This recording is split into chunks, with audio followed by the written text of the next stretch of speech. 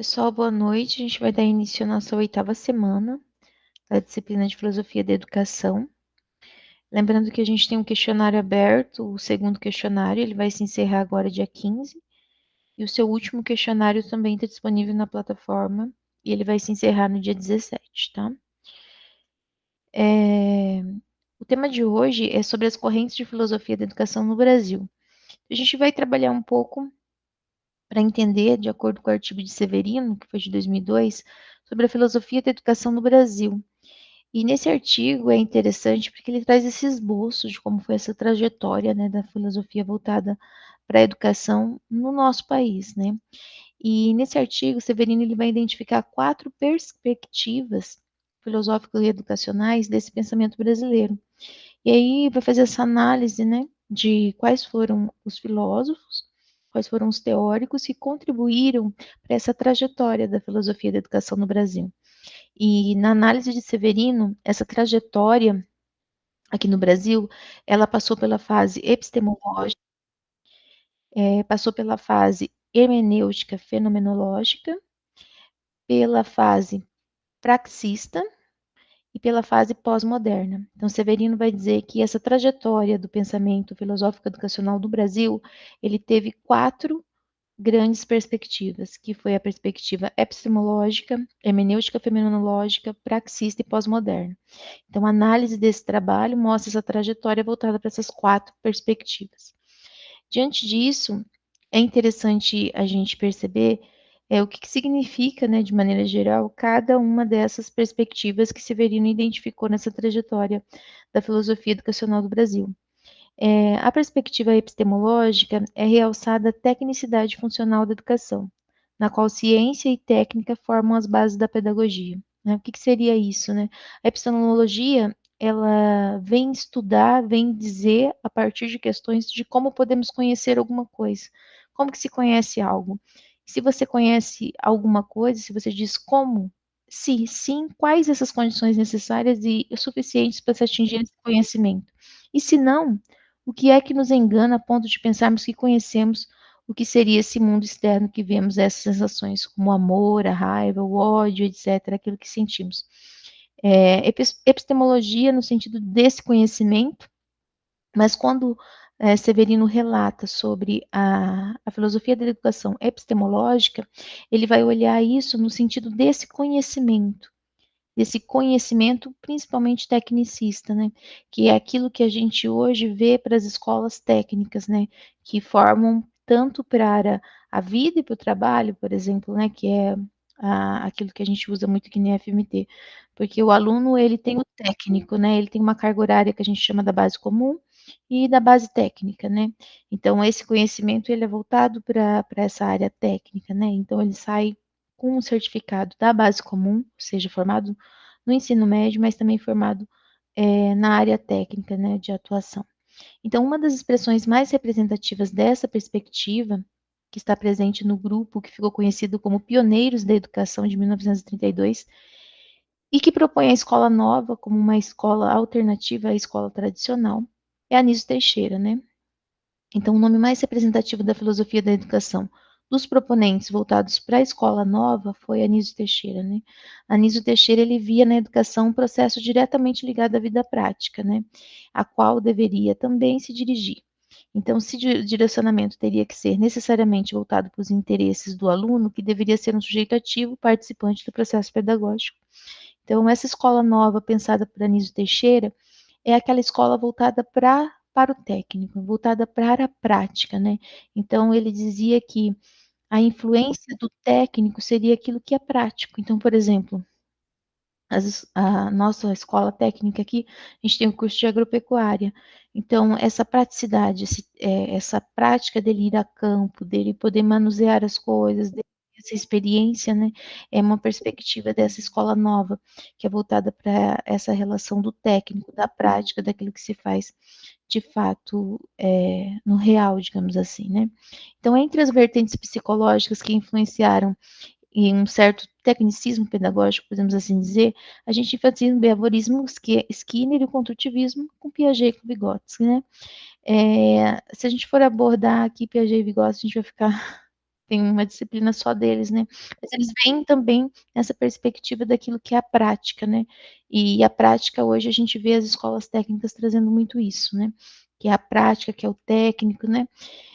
Primeiro que tanto Piaget quanto Vygotsky viveram seu apogeu intelectual no mesmo século, ali no que a gente fala os 100 anos, que é o século da suspeita, né, de 1850 a 1950, que foi um pouco daquilo que a gente falou dos mestres da suspeita do ano passado, da aula passada, e agora a gente vê também Piaget e Vygotsky nesse mesmo século ali, trazendo o seu apogeu intelectual, que é quando começam a ser mais discutidas suas questões voltadas, né, para as diferentes ciências, né. E aí foi o momento também que o conhecimento passou por uma profunda transformação, que a gente também viu na aula anterior, né, por meio dos mestres da suspeita, se empenharam nessa tarefa de promover o conhecimento que desmistificasse as teorias totalizantes, né, da sua época, especialmente em relação à filosofia, economia e teologia. A gente percebe que foram contribuições que se deram nessa perspectiva epistemológica, principalmente na figura de Anísio Teixeira, que era da Escola Nova, e pensava na escola enquanto prática, voltada então para o ensino tecnicista, né? Ensino técnico. E aí a gente tem Severino vai analisar também uma outra perspectiva, né? O primeiro ele vai dizer da epistemologia, né? Da perspectiva epistemológica, filosófica e educacional, e foca ali no Anísio Teixeira, por causa da escola nova e da escola técnica voltada para a prática. E depois ele vai trazer a hermenêutica fenomenológica, né? Que é uma outra perspectiva filosófica nessa trajetória que ele percebe da filosofia da educação no Brasil. Né? Então, outra perspectiva filosófica nortear essas reflexões é a hermenêutica fenomenológica, que é centrada na formação ética, né, na qual a educação tem por objetivo central a construção do sujeito. Então, a filosofia como hermenêutica não dita, não manipula, mas procura interpretar, descobrir e compreender, né? E aí a gente vem na perspectiva de também tentar entender o que é essa palavra hermenêutica, né? O que é hermenêutica, né? De uma maneira geral, hermenêutica é uma doutrina, uma ciência que tem o objetivo de caracterizar, que caracteriza, né, pela interpretação de diferentes interpretações que dão a margem, por exemplo, de textos religiosos, de textos filosóficos, né, dependendo da hermenêutica. Então, seria a interpretação ou a compreensão de um determinado texto, seria dar sentido ou significado a determinadas palavras, né? E essa hermenêutica, então, é focada para isso, a interpretação de sentidos e significações que pode se dar a determinados textos, né? A gente sabe que, por exemplo, dependendo da maneira que a pessoa interpreta, ela vai compreender de maneira diferente uma determinada situação, né? Então, a hermenêutica, ela vem nessa compreensão, nessa interpretação dos textos, né? Que se dão por isso que o autor vai dizer que é uma hermenêutica fenomenológica, né? Porque seria a interpretação, a compreensão da pessoa, do sujeito, né? Que busca descobrir, interpretar e compreender esse sujeito, essa pessoa.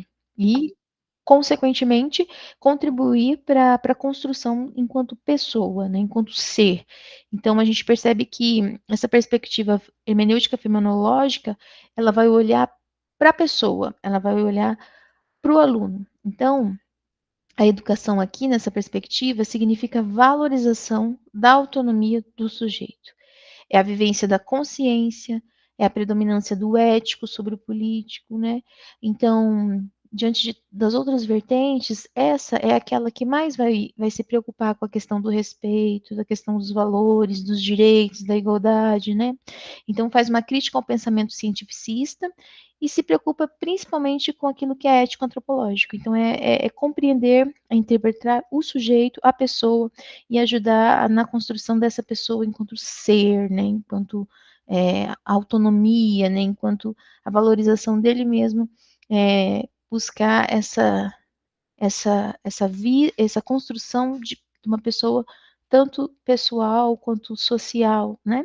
Então a gente vê ali uma perspectiva que Severino vai dizer que é epistemológica, voltada mais para o técnico, para a escola nova, na visão de Anísio Teixeira, onde a prática e a educação tecnicista, a educação técnica é a predominância. Depois a gente vai ver ali a hermenêutica, né, que é voltada mais para a questão da interpretação, da compreensão do sujeito, para ajudar a pessoa nessa construção dela mesma, que enquanto pessoa, mas também enquanto sociedade, né, da autonomia, da valorização dessa autonomia da pessoa. E claro que daí, nessa perspectiva de autonomia, né, que a gente vê muito nos trabalhos de Paulo Freire, e Paulo Freire é um nome de extrema importância, né, na filosofia da educação, porque ele norteia essa perspectiva, né, essa perspectiva da autonomia do sujeito, né, na construção do conhecimento dele e também daqueles que estão à sua volta, né. Então, para Paulo Freire, a educação ela deveria ser prática de liberdade e a pedagogia um processo de conscientização. Então, essa perspectiva que a gente chama, né, de hermenêutica fenomenológica é voltada para a pessoa, para o sujeito, para o aluno, que adquire essa liberdade, mas essa autonomia de construção desse conhecimento, né? E também que o professor seja ali um mediador para esse processo de conscientização, desse processo de construção do sujeito, né? Associada a essa liberdade, a educação deveria estar associada ao ato político promotor da conscientização política, pois ela não é neutra, promovendo a autonomia intelectual do educando. Então, a reflexão e seu aprendizado devem ocorrer exercendo-se sobre a prática, retornando-se os resultados do conhecimento para ela, com vistas à sua transformação. Assim, o filosofar deve voltar-se para o concreto, sobre o real, não se fazendo pensamento sobre pensamento. Então, Paulo Freire vai dizer que o filosofar, que é aquilo que a gente aprendeu no início da disciplina, que é o questionamento, o analisar, é o transformar, né? Então tem uma situação que você questiona, daí você analisa e você busca ali transformar, questionar, analisar, né? Mas isso ele deve ser feito sobre situações reais, situações concretas, né? E não ficar sempre no abstrato, no subjetivo, né? É aquilo que alguns de vocês colocaram lá no fórum, às vezes eu não consigo responder a todos, mas eu busco estar lendo sempre as mensagens. E essa perspectiva mesmo, de perceber que essa subjetividade e essa objetividade tem que caminhar juntos, né? Nessa perspectiva de Paulo Freire. O que é o subjetivo, né? Aquilo que a gente não vê, mas que a gente sente, mas que há algo real, que é objetivo, que a gente quer transformar, que a gente quer mudar, né? E é por isso que se questiona, que se analisa, que se busca essa transformação. E Paulo Freire vai dizer que para ele a educação então é isso, essa prática dessa liberdade, né, nesse processo de conscientização, né, e de autonomia do sujeito, né. Então, a perspectiva epistemológica é voltada para o técnico e essa hermenêutica é voltada para essa interpretação e compreensão que pressupõe, então, a autonomia do sujeito, né.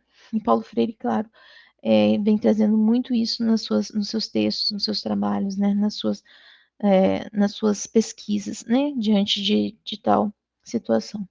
Então, a perspectiva filosófica, chamada por Severino de praxista, né, que é a nossa terceira perspectiva, ele também influenciou a reflexão educacional brasileira. O que é praxis, né? O termo praxis significa prática, ação, né, compromissada com a ação transformadora. Então, o respaldo filosófico dessa perspectiva é o marxismo e também outras vertentes, né?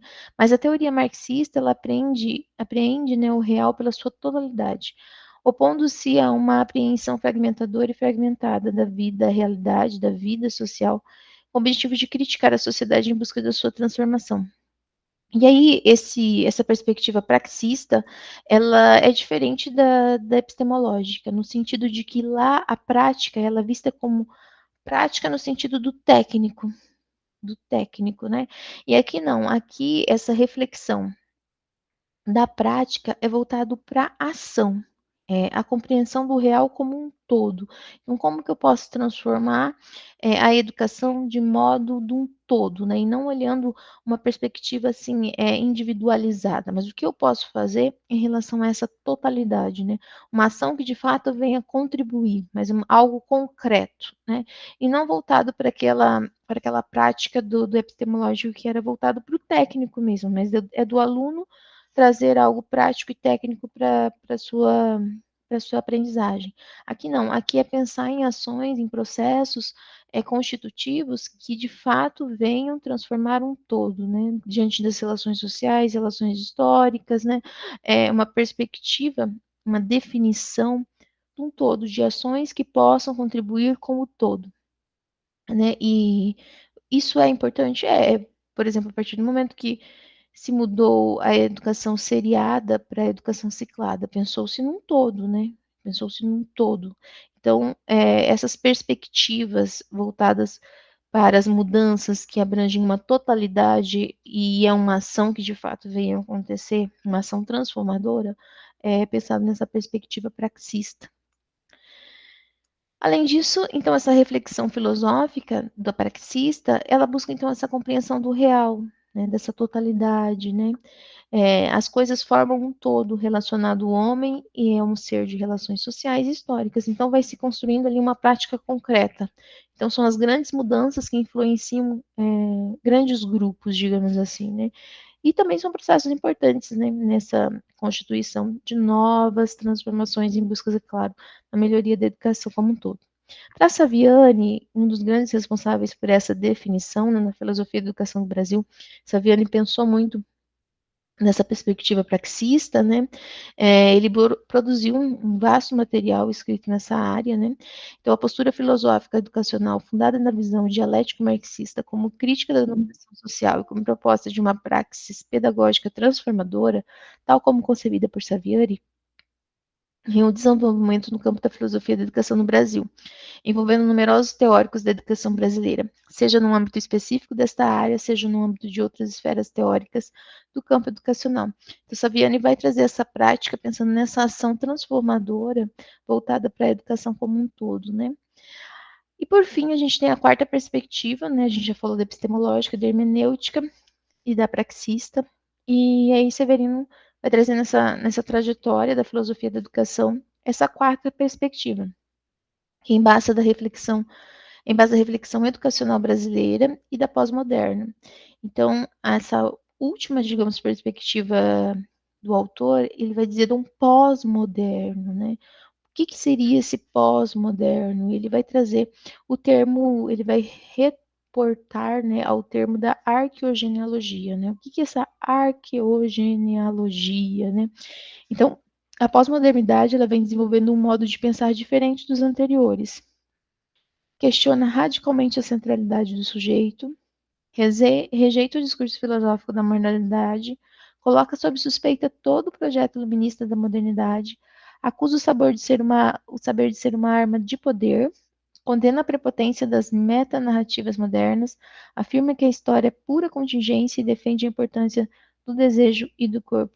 Então ele vai dizer que esse pós-moderno, nessa perspectiva pós-moderna, é aquela que vem questionar muitas perspectivas anteriores. Então ele vai questionar por que o sujeito tem que ser o centro, ou seja, será que quem que é o centro ali? É o conhecimento ou é o sujeito, né?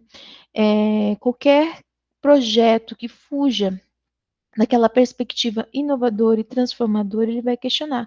O saber, sim, é muito importante, a história é importante, mas pensar na pessoa e naquilo que a pessoa deseja, naquilo que a pessoa quer, então, essa pós-modernidade é pensar nessas diferentes perspectivas que questionavam aquilo que se vinha anteriormente, né? O questionamento daquilo que era anterior e agora vem sob uma nova perspectiva.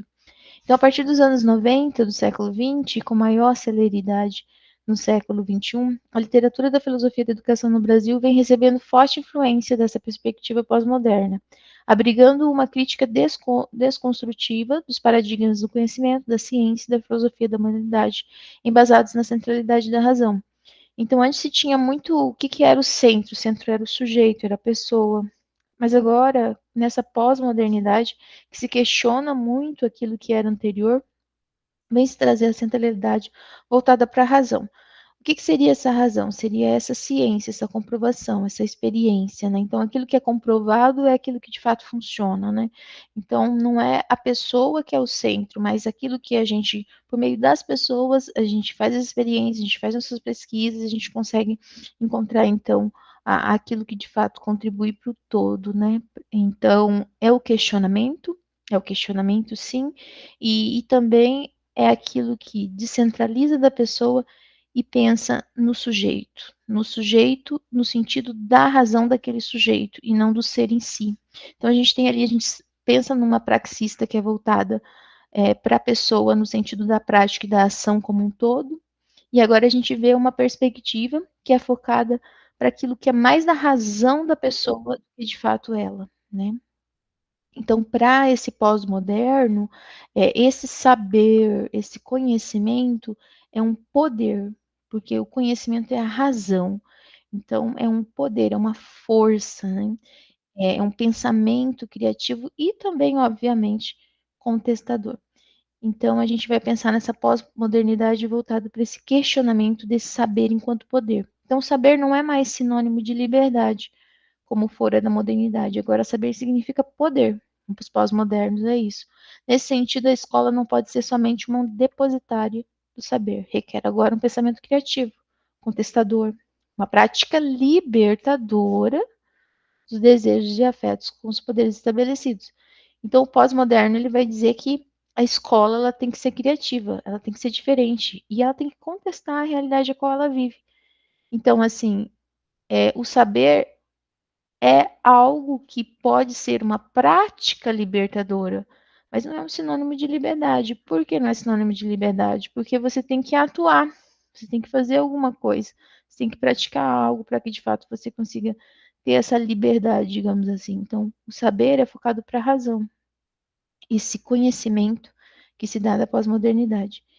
E aí a gente tem a figura do Rubem Alves, que né, é uma das grandes expressões voltadas para o pós-moderno. Então, ele abandonou a escrita acadêmica para falar da educação de forma mais emotiva e fazer reflexões em torno do papel dos professores, dos alunos, do ato de educar, né? Quando a gente começa a ler a Rubem Alves, a gente vai perceber suas diferentes perspectivas e reflexões relacionadas focalmente, digamos assim, ele foca na função do professor, né, naquilo que é o aluno, como que é o nosso ato de educar, né, ele vai dizendo todo esse contexto pós-moderno no sentido do questionamento, mas também voltado para a razão, para a prática libertadora, né. Então, para ele, de um lado, o fascínio da ideologia da ciência sobre o mundo contemporâneo, né, que é esse fascínio do conhecimento, né, do domínio dessa ciência, e de outro lado a gente tem a burocratização relacionalizada da sociedade, né, a burocratização que a gente vive hoje, ou seja, apresenta resultado do impacto do racionalismo iluminista e do sufocamento do desejo, do amor, das paixões, da esperança, né. Então, Rubem Alves vai dizer: sempre vejo anunciados cursos de oratória. Nunca vi anunciado cursos de escutatória. Todo mundo quer aprender a falar, ninguém quer aprender a ouvir. É interessante essas reflexões do Rubem Alves, porque ele vai trazer esses questionamentos, né? É bem isso dessa perspectiva pós-moderna, né? Questionar aquilo que se vivencia até o momento, né? Então, as pessoas buscam esses cursos, e é claro, ele fez aqui. Ele buscou aqui mostrar que não é só falar, né? Muitos querem dizer, apontar, mas também é importante a escuta, né? É escutar para compreender, para entender, para aprender, né? Ouvir também as diferentes situações, para que de fato, quando se coloca a razão voltado para essa prática libertadora, ela possa ser algo que aconteça pela realidade, né, que aconteça de fato partindo da realidade, mas também voltado para uma reflexão transformadora, né? E é a prática libertadora que ele vai dizer. Então, pensando nessa trajetória da filosofia da educação voltada para o Brasil, quando o autor escreve esse artigo, ele vai olhar de maneira geral para aqueles teóricos que vieram contribuindo de acordo com as suas perspectivas. Então, a gente tem lá a primeira perspectiva epistemológica voltada para o ensino técnico, né, que é aquela prática do técnico, né, do aluno que tem a vivência, e aí a gente percebe que seria essa escola nova, voltada para o ensino técnico. Depois a gente tem essa outra perspectiva já voltada para a hermenêutica fenomenológica, né, que hermenêutica seria esse conhecimento, essa interpretação, né, essa compreensão. E aí a gente tem depois uma perspectiva praxista, que seria a praxis, que é voltada daí para a prática, que é voltada para a ação. Mas essa ação e essa prática é focada na sua totalidade, no real, em ações que de fato venham contribuir para o total conhecimento, para a total transformação daquela realidade.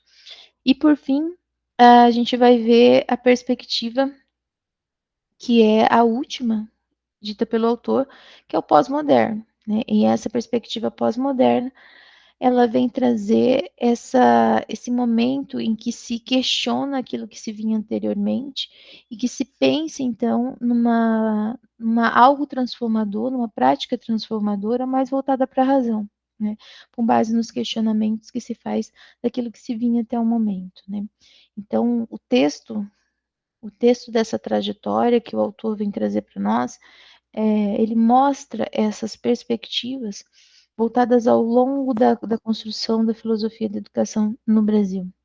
E é claro que aqui a gente traz de maneira geral, mas quando você vai aprofundando, né, as leituras e percebendo as diversas contribuições, essa trajetória ela vai se dando ao longo do tempo, mas cada um vem, na sua perspectiva, colaborando para, de fato, que a educação venha se aprimorando e se aprimora, né? Então, por exemplo, a perspectiva epistemológica, essa tecnicidade, esse ensino técnico ainda a gente tem, né? E a gente continua tendo. Anísio Teixeira é aquele que defendia, voltado também para as perspectivas de Piaget e de Vygotsky. Aí a gente tem uma hermenêutica, né, que é focada mais nessa situação do respeito, da igualdade, dos valores, dos direitos, né, que busca essa autonomia do sujeito, que é claro que a gente vai falar de Paulo Freire, né, Paulo Freire sempre fala desse processo de conscientização, dessa prática da autonomia do sujeito, né, então dessas reflexões que ele faz do aprendizagem.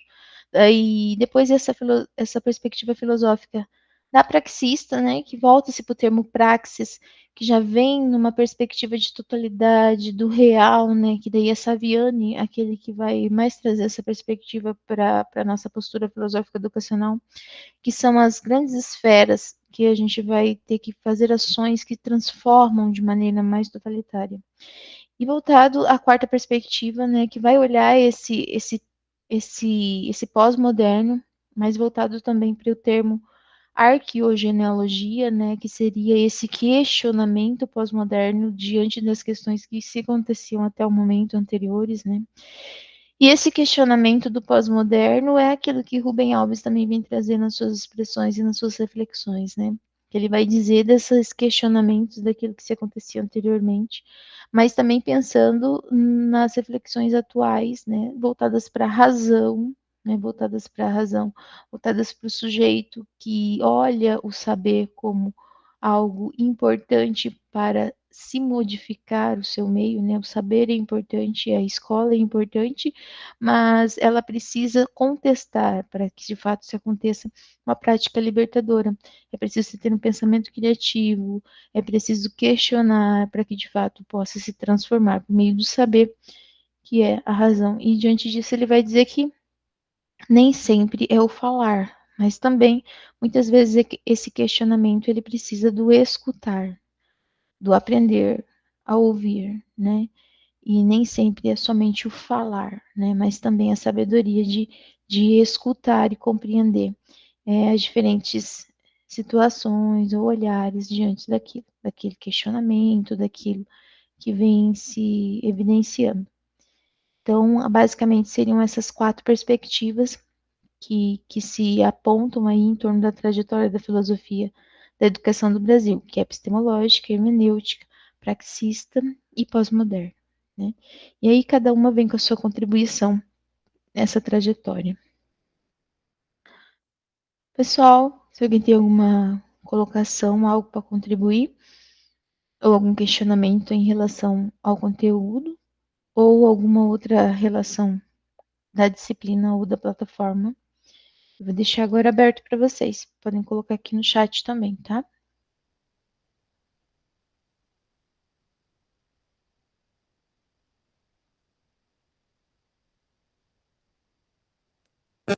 Oi, professora. Levantou a mão. Boa noite. Baixou a mão. Pode falar, só que agora. Deixa eu ver, Elisa. Seu áudio tá muito ruim, ele tá. A gente não consegue te escutar, a gente só escuta um ruído. Agora tá ouvindo, não? A gente tá escutando um ruído. Muito ouvido. Funcionou agora? Tá dando? Agora tá melhor. Ah, que bom.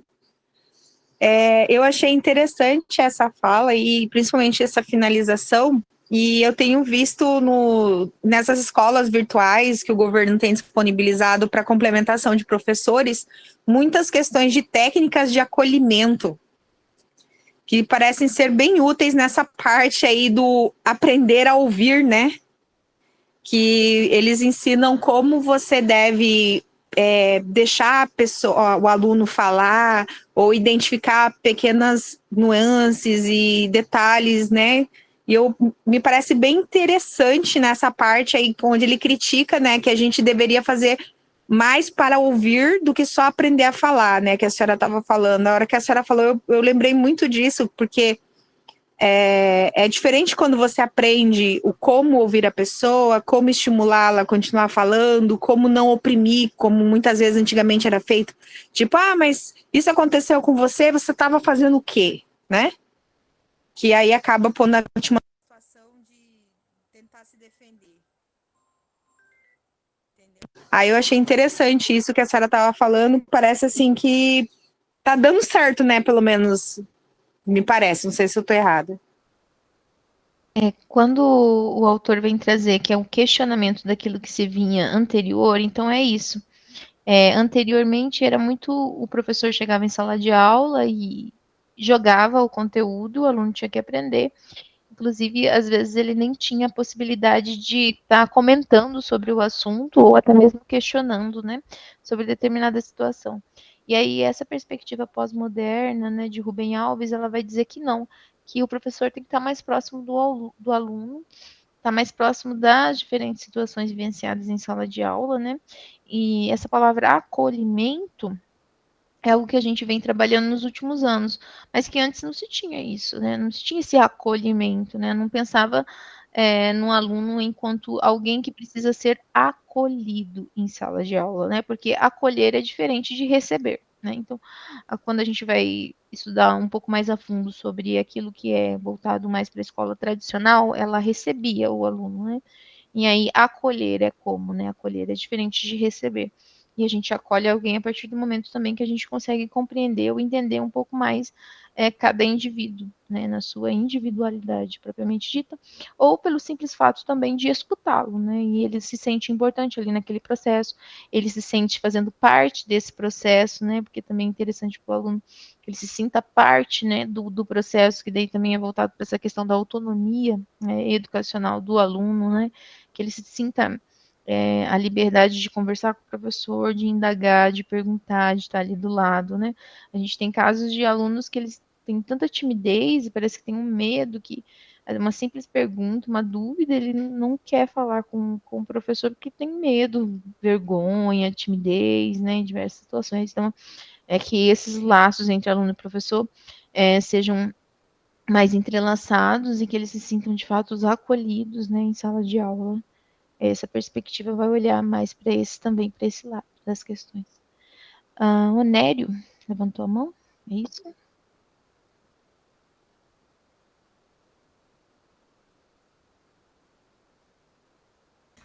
Consegue me ouvir, professora? Perfeito, eu tenho 3 apontamentos, 2 deles referente à experiência da senhora, e eu gostaria de ouvir, referente à sua experiência, o que você traria para os alunos da atualidade. O primeiro apontamento é que hoje eu tenho 23 anos, então não tem muito tempo que eu saí do ensino médio. Meu ensino médio, ele foi todo no período integral. Eu entrava às 7h30 da manhã e saía às 5h30. Tinha essa parte do acolhimento, e isso é muito importante para o aluno, porque eu lembro que lá naquela época a gente não enxergava mais o professor como um mentor, um líder, mas sim como um amigo, principalmente com essa parte de acolhimento. O professor sorria para a gente, abraçava, perguntava: tá tudo bem? Como é que tá a família? E não simplesmente chegava na sala e já começava a encher o quadro.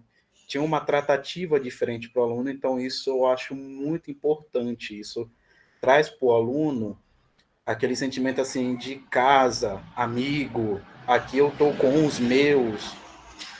Outro apontamento, como eu falei, não tem muito tempo, né, muitos anos, ou até mesmo décadas, que eu saí do ensino médio. Eu saí do ensino médio em 2019. Então, eu ainda sei mais ou menos como um adolescente ainda pensa. Eu sei que adolescente anda em bando, né, pode perceber principalmente com os homens. Mas meu apontamento é o seguinte, referente a justamente essa questão da dúvida. Por exemplo, eu consumo conteúdo da internet, né, como TikTok, Instagram, normal, sou dessa geração. Mas tem muitos comentários no qual me deixa até mesmo assim encucado por saber que tem pessoas que pensam dessa forma e ela afirma para as pessoas exteriores sobre esse pensamento e ela acha isso corretíssimo. Primeiro, uma vez eu assisti um vídeo de uma pessoa que estava recomendando livros. Eu sou apaixonado por livros, eu leio vários livros ao mesmo tempo. Claro que eu tenho o meu gosto principal por filosofia, por astronomia, física, enfim. Nesse vídeo tinha uma pessoa que comentou: quem que hoje ainda compra livros? É só você jogar no chat GBT, pegar um resumo e tá tudo certo. Eu olhei aquilo e falei, mentira, que alguém pensa dessa forma. O chat GBT ele ajuda muito, mas você resumir um conhecimento absurdo de um livro a um texto de 10 linhas, até mesmo menos, e você achar que você é um Einstein, isso é muito prejudicial, principalmente para você e seus descendentes. Outro apontamento, eu vi um vídeo no qual a pessoa ela exemplificou o quê? Eu parei de acreditar, isso ele relatando, né? Eu parei de acreditar nos professores quando eu olhei o estacionamento. Quando eu olhei aquilo, eu falei, cara, como que hoje as redes sociais, a mídia, não só a mídia, por exemplo, Globo, Record, não, a mídia, pessoas que criam conteúdo, enfia dentro da cabeça de outras pessoas, e principalmente dos adolescentes, que para você ter sucesso, você precisa passar perna em alguém, você precisa propriamente ser milionário, bilionário, você tem que andar de lancha. Por exemplo, eu vejo um vídeo que estava muito no hype anteriormente, de um influencer, que ele acordava todo dia às 4 e pouco da manhã, fazia meditação, passava uma água assim gelada assim na cara, passava casca de banana assim na cara, assim, umas coisas assim absurdas que não é real aquilo ali. Mas as pessoas falam, não, existe alguém que é assim, e se ela acorda 4 horas da manhã, precisa acordar às 3. Então, como trazer para o aluno esse quesito assim, de duvidar de você alcançar cada vez mais o conhecimento de forma aprofundada, não só se resumir no chat GPT, não só se resumir propriamente no que o professor fala, mas sim no que eu posso aprender cada vez mais fora esse meu professor. O que o chat GPT pode me ensinar muito mais do que propriamente um texto, como ele funciona. Se os professores assim, é culpa dos professores ou outro tipo de organização? Eu conheço os professores que, olha, tira mais de 15 mil reais. Será que realmente é essa a realidade do professor andar de carro de 2 mil? Não, é muito mais que isso. Vamos por partes, então. Eu trabalho numa escola que tem curso técnico integral, né, que é o IFMT Campus Juína. Nós trabalhamos com cursos integrais aqui também, curso de agronomia, bacharelado em agronomia é integral. E os cursos técnicos do ensino médio em agropecuária, administração e meio ambiente são integrais com alunos menores e que eles são alojados também. A grande parte desses nossos alunos também moram no IFMT. Então, além da sua realidade que você fala de entrar às 7h30 da manhã e sair 5, 5 e pouco, a gente ainda aqui tem a situação do aluno que mora dentro da instituição, né? Que mora em cidades muito longes e que não convém, né? Então, eles têm que morar aqui. A gente já chegou até 160 alojados. O acolhimento é muito importante, a gente trabalha muito com isso, é tipo você dedicar aqueles 5 minutos para o seu aluno, que é um pouco, que vai além daquele conteúdo, você conversar com ele, e é tipo assim, é algo bem tranquilo no sentido de como você está, oi, tudo bem? Você faltou na última aula, o que está acontecendo? E é parar mesmo, ter aquele tempo, é que assim, vai muito de professor para professor, e eu diria que seria carisma também, sabe? Tem aquele professor que ele é mais acolhedor, e tem aquele professor que é mais reservado, né? Então, eu acredito que durante o seu tempo na escola, você valorizou muito isso, mas você deve ter percebido que há professores que são mais acolhedores, outros menos. Mas a gente busca, né, trabalhar isso. Essa questão do abraço, por exemplo, a gente tem alunos que gostam de ser abraçados, tem alunos que não gostam de ser abraçados. Eu sou uma pessoa assim que não chego para abraçar os meus alunos. Por quê? Porque a gente também tem uma questão profissional e ética, sabe? Há alunos e há alunos, né? Então, em diversas situações que a gente também, então, esse acolhimento ele é importante, mas você precisa estabelecer um limite para determinadas situações, porque há alunos e há alunos, tá? Às vezes uma atitude de acolhimento o aluno pode interpretar de outra forma. Isso também é importante, né? E sim, o acolhimento é isso, né? Conversar com oi, tudo bem? Nossa, você faltou na minha aula, eu vi que você estava mais cansado na última aula. Ó, você, às vezes o aluno ele é mais aberto, ele até conta alguma situação dele e tal, né? Mas ali uma amizade, né? Um momento que não seja aquilo tão pesado enquanto professor, aluno, conteúdo. Né? E isso é importante, não só para a escola integral, né? Que a escola integral você está mais tempo na escola, né? Você fica muito tempo na escola. Os alunos nossos alojados mesmo, a gente vê que muitos deles são assim, essa carência, né, de família, porque você saía da sua escola, você voltava para sua família. O aluno alojado não, ele fica na escola direto. Geralmente feriados ele nem consegue ir para casa, porque não tem questão financeira e tempo hábil para retornar. Então, passa um dia das mães, passa o dia dos pais, longe da família. Né? Então, sim, o acolhimento é importante. E é simples de se fazer isso, né? Mas tem aqueles professores que são mais acolhedores, e eu acho que seria o carisma mesmo da pessoa para pessoa. E eu acho isso muito importante, realizar-se com os alunos.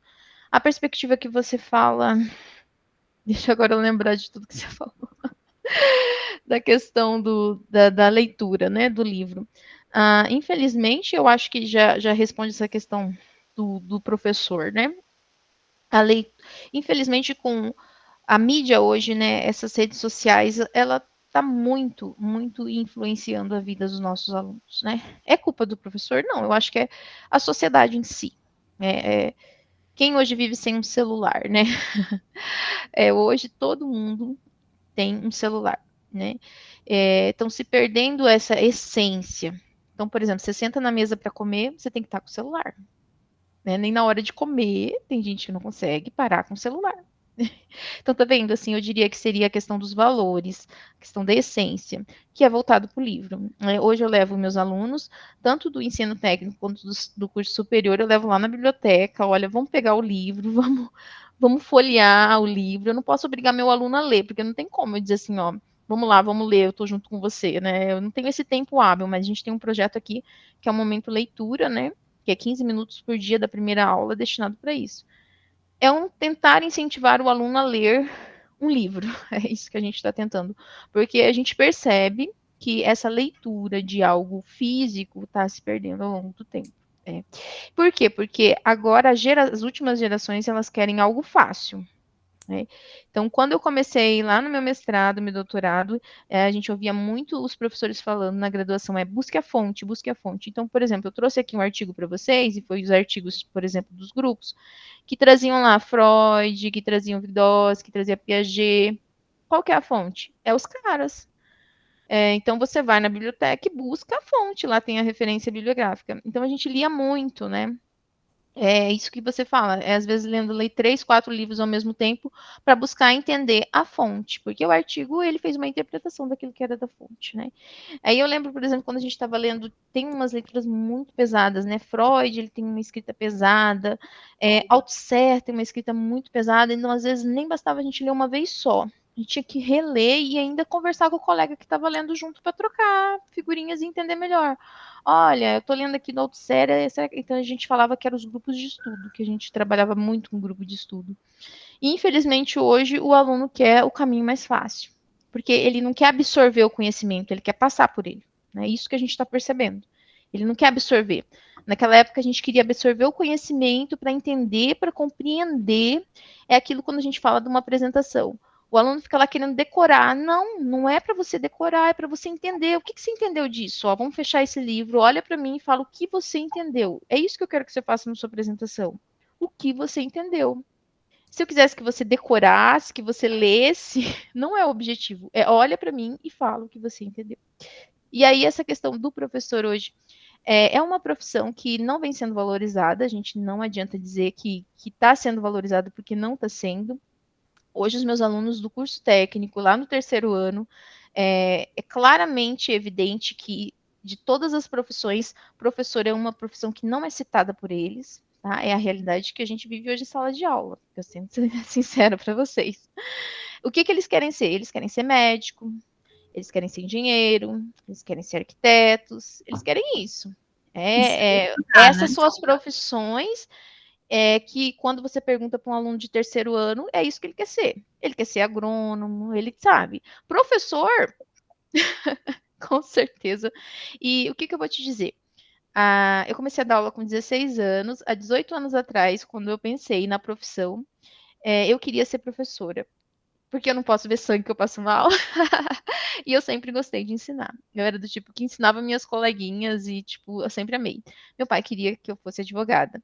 Aí eu tinha direito e letras na época. E aí eu falei para ele, pai, eu não quero fazer direito, vou fazer letras. E aí, tipo, foi uó, né? Não, por favor, direito. Mas eu fiz o que eu queria. O problema é que os adolescentes hoje, eles muitas vezes nem sabem o que querem. Né? E a gente percebe que às vezes entra numa faculdade, sai, vai para outra, né? Até ele se encontrar. O que eu falo para meus alunos é assim, pessoal, busque se encontrar. Qual a profissão que vai te fazer feliz? Todas as profissões vai ter o lado bom, vai ter o lado ruim, de todas. A gente tem que pensar na situação financeira? Tem. Eu, quando entrei na faculdade de letras, eu pensei na situação financeira. Porque eu pensei assim, ó, naquela época, um professor hoje no município, ele ganha pouco. Um professor no estado ganha melhor. Mas um professor federal ganha muito mais. E para mim atingir a esfera federal, eu preciso ter uma especialização, preciso ter um mestrado, preciso ter um doutorado. E a minha cidade não proporcionava isso. E então eu fui buscar. E daí é isso. A trajetória foi essa. Eu entrei sabendo que eu tinha um longo caminho para percorrer. Né? Então eu fui morar para Cáceres. Eu sou da cidade de Toledo, Paraná. Eu fui para São Paulo. E aí fiz o doutorado na Unicamp. Então, assim, eu sabia que o caminho era longo, mas era aquilo que eu queria, pensando também na questão financeira. Aí eu falo para os meus alunos: olha só, vocês pensam em ser médico, engenheiro, porque diz que ganha bem, mas a gente tem que pensar que esse ganhar bem também tem que te satisfazer bem, né? Imagina um médico ali, você está com uma vida. Se é uma coisa que você não gosta, que você não quer fazer, você pode estar matando pessoas, prejudicando pessoas, né? Então, veja só que responsabilidade que você tem. Mas, infelizmente, eu acho que também isso é histórico, né? A profissão do professor realmente é uma profissão que vem sendo, assim, não almejada, tanto pelos nossos alunos. Eu dou aula no curso de administração do primeiro, agora eu estou no primeiro semestre, e aí a gente faz um trabalho ali do português instrumental pensando na perspectiva do administrador. Quais são os caminhos que o curso de administração abre para você? Então, você pode ir administração pública, privada. E aí eu falei para eles, e também professor. Porque hoje os professores da área técnica de vocês um dia também fizeram um curso de administração. O médico, para se formar em medicina, ele precisa de um professor que era voltado para medicina e que está lá atuando com eles. Então, todas as profissões precisam de um professor. Não é verdade, né? Então, assim, eu sou da área das letras, vocês querem se formar da área das exatas, mas vocês precisam dos professores de outras áreas também, para que possam contribuir de alguma forma para a construção dos conhecimentos de vocês. Então, assim, eu sou muito orgulhosa da minha profissão, mas eu percebo que a desvalorização social dela existe, a gente não adianta tapar o sol com a peneira. Então, assim, eu acho que é uma questão histórica, uma questão social e também política, no sentido de valorização também financeira, né? Porque hoje, quando você vê um concurso público do município, quão baixo é o salário, sabe? E assim, será que o meu trabalho é tão melhor do que o trabalho do professor do município? Eu não vejo assim. Eu acho que falta também essa valorização financeira, sabe? Carga horária, porque daí o que acontece? O professor tem que pegar muitas aulas para que ele ganhe um salário que de fato venha dar um respaldo, né? Então é tudo isso que acaba, infelizmente, não contribuindo para a valorização dessa profissão, né? Professora, professora, Aldineia, pode falar. é sobre a apresentação do seminário. A senhora colocou que tem que fazer uma postagem. A gente quer saber que postagem é essa. Aonde que eu coloquei essa postagem? Lá na plataforma. Em que lugar da plataforma está escrito postagem? A postagem do seminário. Tá escrito, tá na atividade 4, a postagem do seminário. Essa postagem, ela não é feita por vocês, é feita pelo tutor. Isso Não que é a gente queria vocês que saber. vão postar. Não, não é vocês que vão postar, é o tutor. Pode- Lembra que eu falei que quem vai estar vendo vocês é o tutor. Não é ele Ele que que vai vai ver. postar naquele canto, Ele que, então. ele que vai. Vocês não precisam postar nada. Não tem nada para vocês postarem. Só o tutor. Tá. Bom, vocês têm que apresentar, né? Porque tá lá a postagem do dia, parece que dia 12 até o dia 17, né? Mas não é de vocês, é o tutor. Então, é ele que vai postar, então, né? Então tá bom. Não. Isso Vocês aí. não têm nada para me entregar. Não tem nada para me entregar. O que você, esse que tem lá envio de arquivo, é porque assim, o tutor, ele vai me mandar o relatório da apresentação de vocês. Então, na plataforma precisa ter um espaço, porque é nesse espaço que daí eu vou atribuir a nota que vai aparecer lá no campo de notas. Se eu tiro ali essa postagem, aí vocês não têm a nota lá. O que eu posso fazer é ocultar, para que Eu vocês pensava tenham que dúvida. a gente tinha que postar o slide. Não, você não precisa postar nada. Eu Tá vou só bom. ocultar para vocês, mas é que eu preciso que o tutor poste. Ele vai postar até o fim da semana, conforme forem as apresentações, ele vai postar para mim o relatório, porque ele vai estar vendo vocês presencial, né? Ele que vai me dar esse feedback e a gente já entrou num acordo de como vai ser isso, para que eu possa atribuir a nota para vocês, tá? Deixa eu ocultar então. Aí o tutor vai lançar para mim esse relatório e aí eu vou atribuir a nota. Bom, vocês não precisam postar nada. O que vocês precisam fazer é só os questionários online. E aí na próxima semana a gente tem a nossa última aula, que é a aula de revisão, porque vocês têm a prova presencial, né? Dia 31 de maio, a prova presencial, que é sobre todo o conteúdo da apostila, ok? E conforme daí conforme os tutores forem mandando os relatórios, eu vou atribuindo as notas, que de agora eu dependo deles, né? Conforme eles foram Essa mandando, prova, eu passo na plataforma. é só do livro, não tem aqueles material complementar pra gente ler, não, né? É só da. Se você baixar os slides, você vai perceber que é aqueles conteúdos do slide, tá? Os Não, porque. complementares não, só os conteúdos principais. Tá bom. Mais alguma dúvida? Vocês têm aula daqui a pouco? Eu também. Então, pessoal, é só se atentem ao questionário quem não fez. O primeiro questionário já fechou. Tem o questionário 2, que vai fechar agora dia 15. Questionário 3, que vai fechar no dia 17, né? A prova presencial ela é baseada na disciplina. Então, os conteúdos principais da disciplina. O ideal é baixar os slides e assistir os vídeos, né? Para a prova presencial. A prova ela é presencial, tá? Ela não é online. Deixa eu ver. A prova é só em junho, né, professora? Olha, pessoal. Então, aqui para mim aparece 31 de maio, só que ela é presencial. O que eu sei é que tem que falar com a coordenação e com o tutor presencial, porque quem vai aplicar a prova é o tutor presencial. Então, o que foi passado para mim é que alguns tutores tiveram que remarcar dias, horários, mas é tudo com ele. Quem vai aplicar a prova é o tutor presencial. Então, eu nem tenho essa informação de horário, essas coisas, é só com o tutor presencial. Elisiane, eu vi. Ah, desculpa. Quer perguntar mais alguma coisa? É que quem vai aplicar a prova é o tutor presencial. A Elisiane, eu vi o seu questionamento e só foi você que questionou e eu perguntei, foi encaminhado para outros tutores. O seu deve ter sido algum problema de sistema. Eu mandei lá a mensagem para você e você tem que verificar com o seu tutor para que, se foi do sistema, se foi alguma coisa que você foi prejudicada, porque só foi você, e para mim aparece de maneira diferente. Então a gente não sabe se foi alguma coisa da internet, se foi alguma coisa do sistema, então o tutor tem que te auxiliar presencial.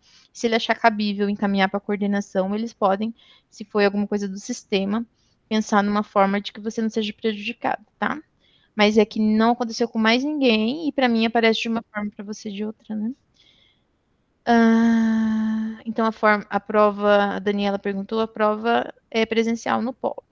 E o horário, estou perguntando aqui, manhã, tarde, eu também não sei, que quem vai aplicar o tutor presencial, ele vai combinar esse horário com vocês, tá? Mais alguma dúvida? Deixa eu ver. Aqui no chat, ok. Professora, Oi. uma colocação em relação ao que a senhora estava falando antes. O que eu vejo assim é que nos textos, na filosofia, é tudo muito bonito. O acolhimento, enfim, tudo enquanto é muito bonito. Lá no chão da escola é que a coisa acontece de forma completamente diferente. Hoje, por mais acolhimento que você tente dispensar ao aluno, há uma resistência na educação muito grande por parte dos alunos. Nem tanto dos professores estão lá, a gente está lá. Mas o aluno hoje ele não está disposto a aprender. Você está tirando... na escola onde eu trabalho, começou a tirar o celular essa semana. É um horror. Eles burlam tudo, eles não querem deixar o celular, porque eles vão ficar loucos, porque o TikTok, o GBT e é o que reina na sala de aula. O professor não consegue dar aula, pode encher ou deixar para conversar. E assim, se o professor coloca conteúdo demais, cobra demais, reclama. Se não coloca, reclama. Se deixa eles à vontade, eles reclamam. Se chama atenção, reclama. Eles não querem. Você dá... Eu tenho sobrinhos na 7ª série e 6º ano, que eu em casa dei livro para ler e falei, ó, você tem tantos dias para ler esse livro, eu já li, e eu quero um resumo. Ela me entregou um resumo do chat GBT, igual a cara dela. Me deu, não conseguiu nem procurar direito, porque eles ainda nem se atenta de pesquisar direito. Eu li aquilo lá e falei, não, esse aqui não é, esse personagem não existe no livro que eu te dei. Da onde? Me dá seu celular aí. Peguei o celular, tava lá as pesquisas e os resumos, entregou assim. E é assim hoje na escola. Então, assim, o que faz para esses alunos se tornarem mais educados no trato com a gente, com nós da escola, porque está complicado a falta de respeito, e assim, é um problema que vem de família, é um problema que vem de casa, que às vezes você recebe pais também que você percebe, se dá razão, você fala, não, o aluno é desse jeito é porque é um reflexo da família, então assim, a família está complicada.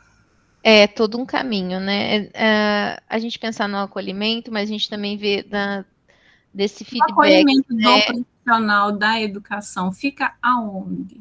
Porque daí quando você chega na sala de aula, você tá ali acolhendo e tem aquele aluno que é estúpido, mal educado e tudo. Se fosse só um, tava bom, professora, mas acontece é que é um número muito grande. São poucos os que vêm com mínimo de educação de casa.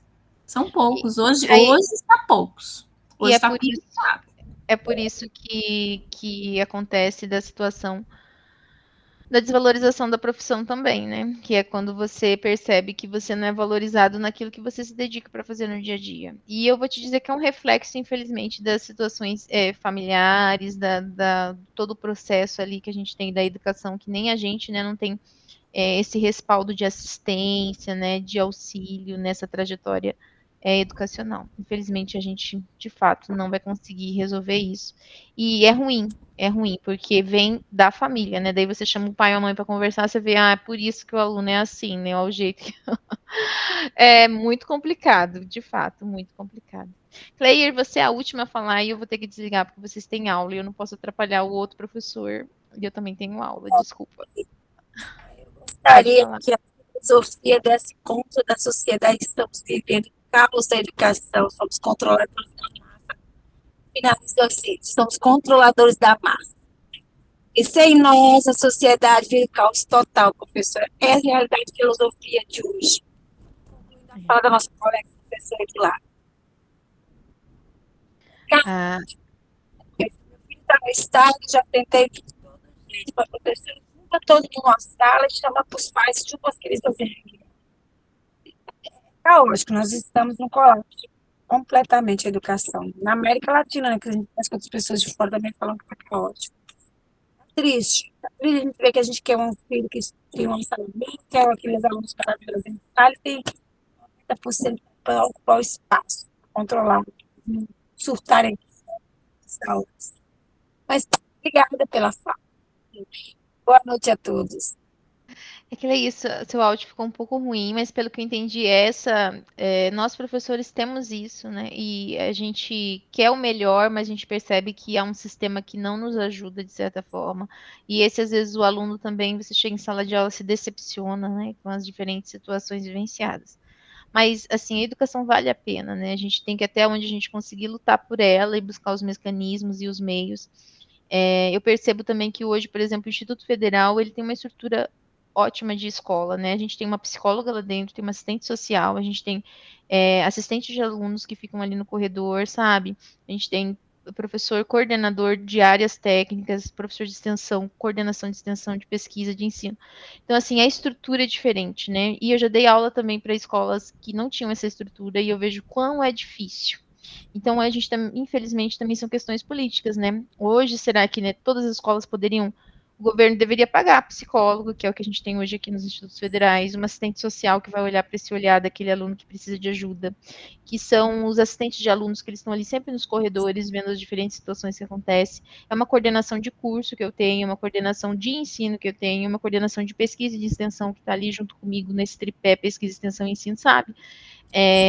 Infelizmente, esse aporte, né, profissional, muitas escolas não têm, né, que ajudaria nós, enquanto docentes, a realizar o nosso trabalho. Mas daí o que acontece? Você chega em sala de aula, o aluno é mal educado com você, você tem que ser psicóloga, você tem que ser assistente social, que você tem que ver lá a realidade do aluno, que às vezes está passando por dificuldades, assim. Sabe qual que é o problema, professor, da escola pública, não federal? Porque a escola federal ainda se reprova o aluno, ele está ali, ele tem a obrigação de fazer, ou então ele vai reprovar. Acontece que a estadual não reprova, e isso daí está matando a escola, porque não reprova, o aluno não reprova, ele vai um dia ou dois, ou ele faz ou não faz, ele simplesmente vai, o governo do estado de Mato Grosso manda aprovar no final do ano, e se não aprovou no final do ano, em janeiro você tem que aprovar. Não é o governo, desculpa cortar, não é o governo. Eu estou com 13 anos de sala de aula, e meu filho está com 13 anos de sala de estudo.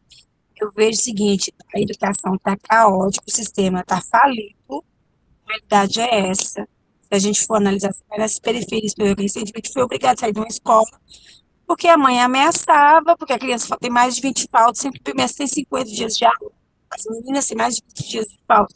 Quem manda são os pais, quem manda são as forças paralelas, as ameaças paralelas. E a gestão, ela está sozinha, professor e gestão. Se a gestão for louca na vida, ela ainda vai fazer uma escola diferente, melhorzinha. Se ela não for, ela vai bater continência com o sistema completamente. E a escola vira. Nós estamos vivendo. Eu não vejo mais saída, sinceramente. Eu tenho dó, sabe por quê? Porque a gente pega assim, um grupo de crianças que as famílias estão achando que estão mandando se com escola, estão mandando. Tem sala de aulas no município, no estado, é um verdadeiro campo de guerra. 2, 3 vão ali para estudar e o restante não. O restante vão para atrapalhar, não respeita ninguém, né? Não respeita o colega, não respeita ninguém. E nós não temos o que fazer. Não tem onde que fazer assim. Porque a família é isso aí, como você acabou de falar, professor.